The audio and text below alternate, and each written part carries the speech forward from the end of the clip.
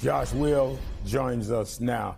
Josh, the previous holder of this seat is now embroiled in a political scandal, and you've managed to raise nearly $10 million in a race that a few months ago everyone would have predicted to be a blowout. What's it been like for your campaign to receive all this attention? I mean, it's been fantastic. It's a true testament to the work that we've been doing on the ground here for 4 months. Since this election was announced around Thanksgiving week, we have been out here on the ground across all 6 counties, meeting with voters, meeting with organizations and clubs. We've been VFWs and American Legions, Chambers of Commerce's, just meeting with people absolutely everywhere and building this from the ground up. This is a testament to the work that we've put in. If you invest in a district, you get returns. Now, Senator Bernie Sanders endorsed your campaign on Friday. DNC Chair Ken Martin is stumping for you this weekend. What is it about your campaign that's uniting the party from the progressives to the establishment? You're not one that could be positioned as far left, but right down the middle, you see all sides rallying around you. How do you explain that? Well, I think it's pretty simple. I'm a public school teacher, 13 years and pretty much Title I schools.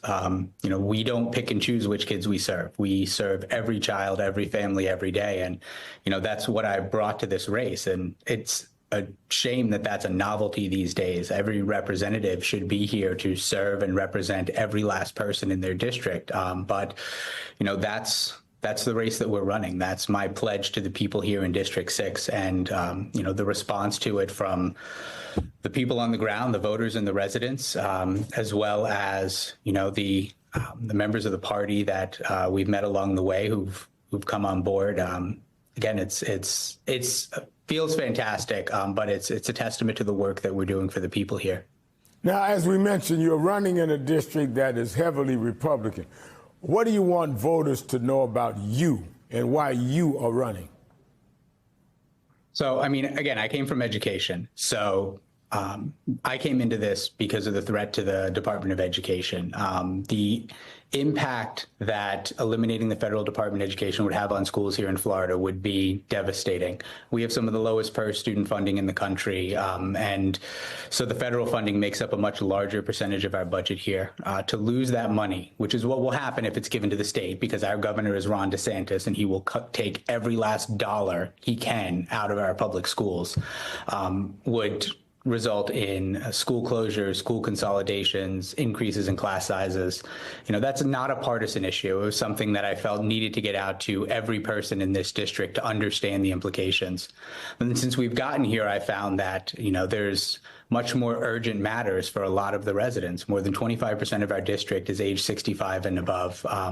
They are deeply concerned about what's going on in Social Security, Medicaid, and Medicare, the cuts that they've seen, the changes to the program.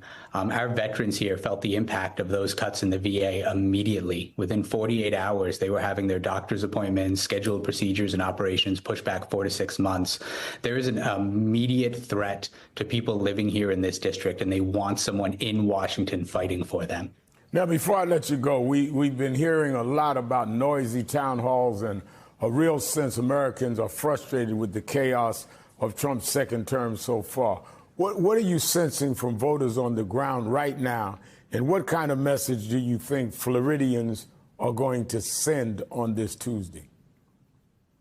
Yeah, we've had over half a dozen town halls across this district. We've, again, met with thousands of voters, answering their questions. We stay there answering questions until they're ready to turn the lights out on us.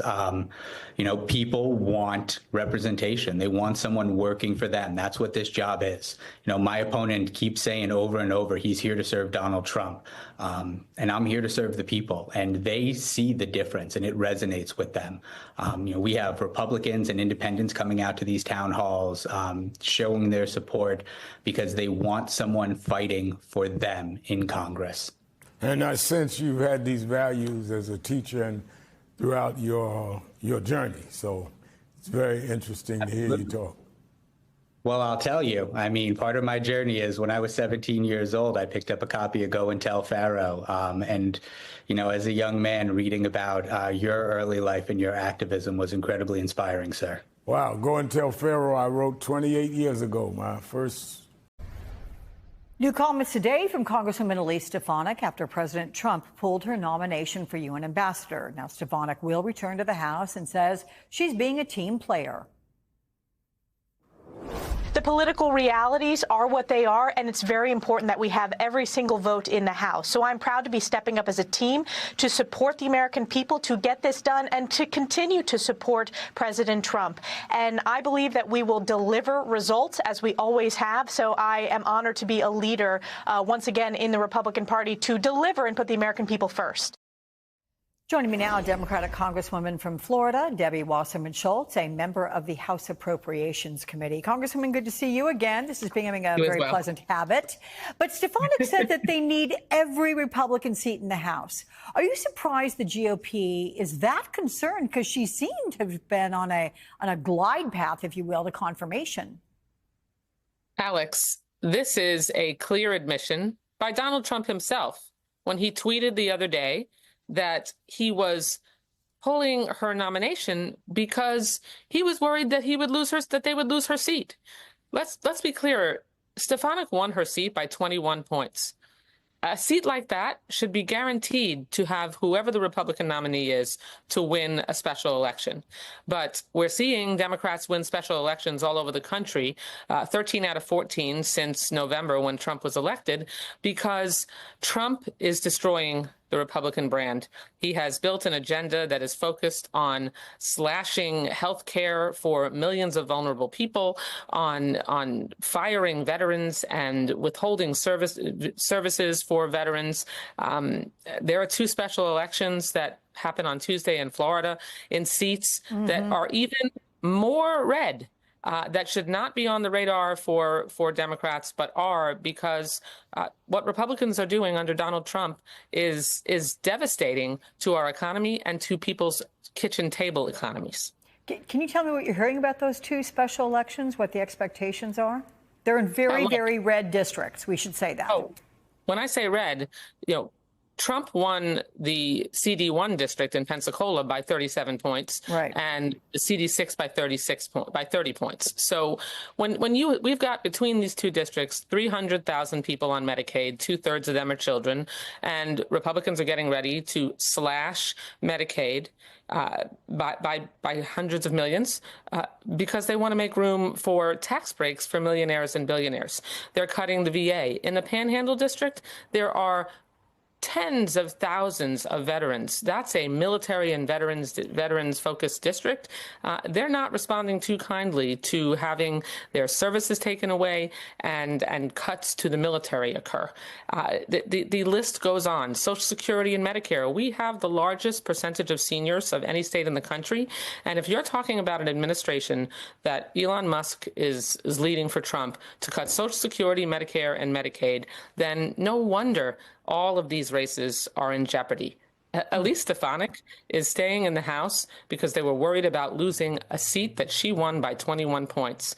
That tells you all you need to know about the Republican brand right now under Trump and Musk. That one being in New York, we should say. So look, consumers are bracing for this week's tariffs to take effect. And there's new CBS polling that shows voters are very worried it's all going to increase prices. So how are voters in your district reacting? What are you hearing?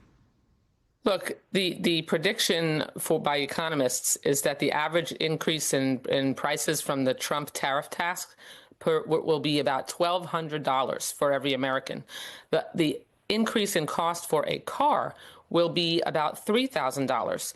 And Trump actually said, when asked what he thinks about increasing the costs of cars, that he doesn't care. Going up here talking about math, but this is a math problem for them. The entire domestic discretionary budget is $900 billion. That is a lot less than $1.6 trillion. So they could cut every program out there.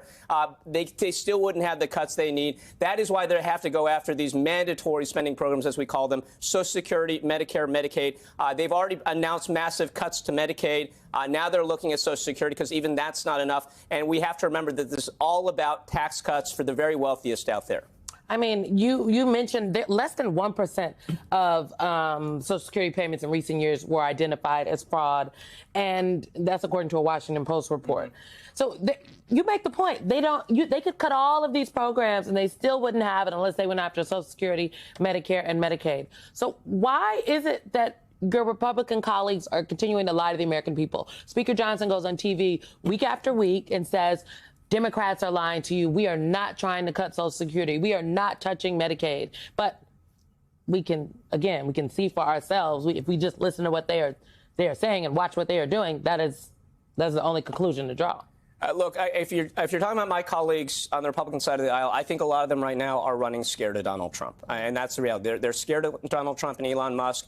There apparently have been a lot of threats levied against Republicans. If you step out of line, we're going to primary you, and Elon Musk is going to spend tens of millions of dollars against you. They're worried about their own personal safety because of the online mobs and in-person mobs that will come to their houses if they go out of line with Donald Trump and Elon Musk. So it's a courage problem. It's also part of this administration from top to bottom. They're characterized by their lawlessness and the fact that they lie about everything, whether it's the press secretary, whether it's Donald Trump, whether it's everyone on down. And I think House Republicans just have to buy into that lie.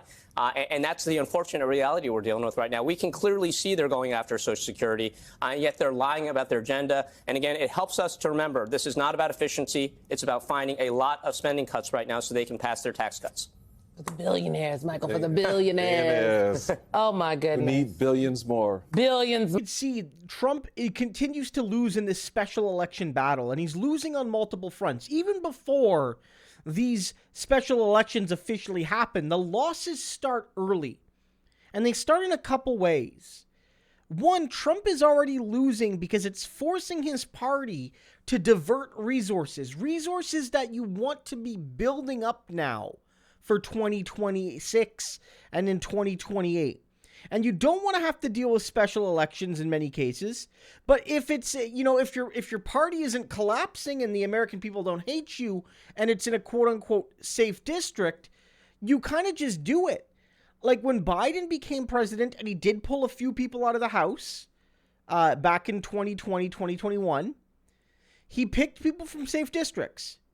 And all of the people that, succeeded his picks ended up easily winning re-election. I don't even know if the Democrats had to spend much money at all on a campaign because it wasn't competitive. So the Democrats didn't have to burn a lot of resources or goodwill eking out a special election win. What we're seeing here is the opposite.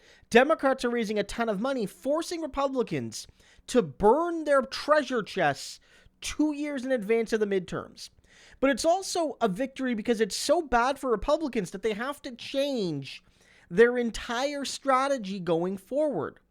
It's so bad that even Elise Stefanik, picked in part because she was from a safe New York district, quote unquote safe, but now it's gotten so bad that they worry that they won't be able to hold on to her seat. So Trump is losing so bad at this point that his party is having to spend precious resources, and he's changed his entire cabinet over the polling, something Biden never had to do.